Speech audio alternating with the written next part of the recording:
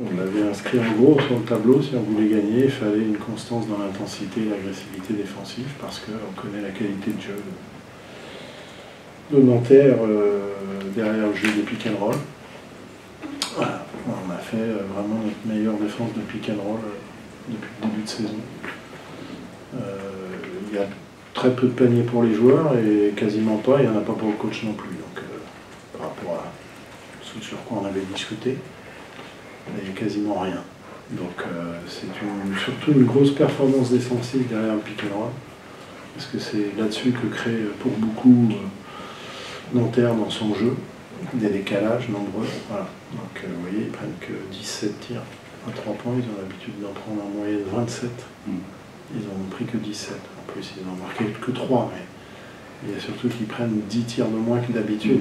Ils prennent beaucoup de tirs dans la zone intermédiaire parce qu'ils n'avaient pas d'autre solution, mais qui sont toujours des shoots éventuellement à pas haut pourcentage. Ils prennent presque quasiment autant de tirs dans la zone intermédiaire qu'à 3 points, ce qui n'est pas du tout leur habitude.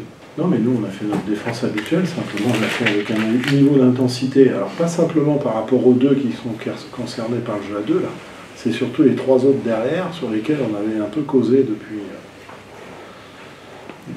Orléans, puisque à Orléans, j'ai eu des paniers à 3 points que jamais on aurait dû donner. Donc là, on en a un peu causé quand même pendant 2 jours, parce que ça m'a déplu fortement. Et là, les 3 qui étaient derrière le jeu du pick and roll, ils étaient prêts à bouger dès que le ballon bougeait, à reprendre leur joueur et pas donner des shoots faciles ou après derrière des jeux de passes faciles. Donc voilà, on construit notre victoire là-dessus ce soir principalement. J'ai envie de dire quelque part, c'est quand même une habitude. J'ai toujours pour habitude d'être plus dans le partage des responsabilités sur un terrain. Ça ne veut pas dire qu'à un moment donné, un joueur ne peut pas prendre plus de tirs que d'autres, mais moi j'aime bien le partage. Ça correspond au projet de l'équipe et aux valeurs du club.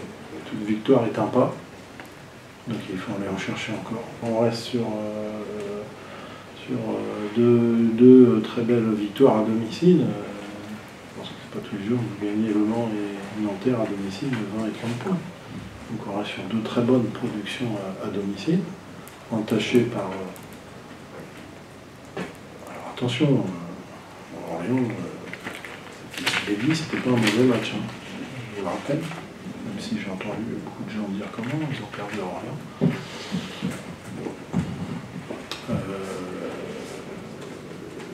Mais ça fait 10 victoires, et il reste quoi, 8 journées maintenant.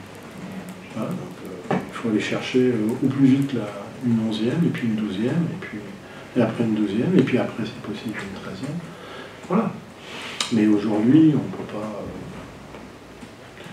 regarder ce que font les autres, parce que de toute façon, vous avez des surprises. À chaque week-end, vous avez des surprises. Tout le monde qui perd chez l'Uniantibes et qui vient gagner. C'est un exemple, au Mans, ce soir, 15 points. Les surprises, on risque dans ceux qui voudront faire des prévisions sur des résultats, tout ça, ils risquent de tomber des nues sur les 8 dernières journées. Donc on va déjà uniquement se préoccuper du match à Strasbourg. Les balles perdues du match sont venues me le rappeler, que c'est pas gagné, c'est pas une garantie avec ce groupe-là de le maintenir sous pression, parce que c'est une caractéristique de ce groupe qui est toujours un peu regrettable. Alors,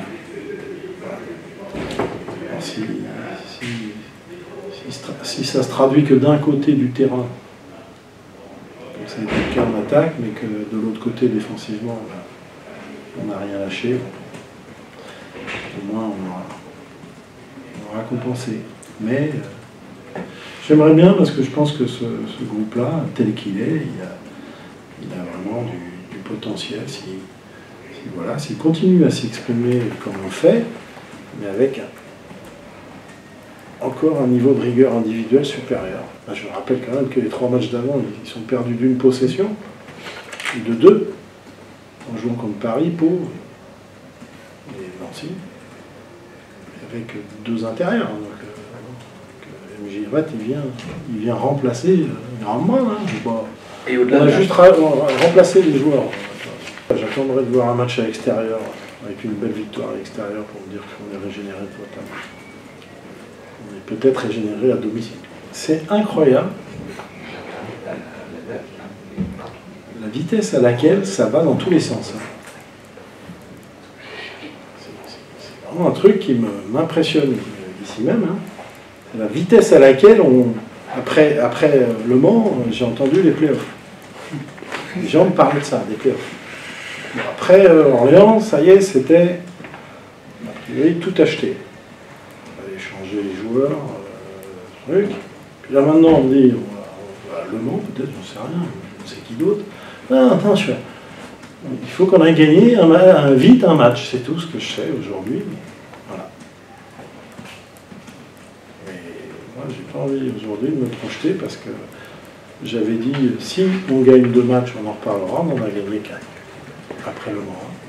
J'avais dit, si on gagne demain 2 matchs, on parlera d'autre chose. On n'a gagné qu'un. Donc on ne parlera pas d'autre chose.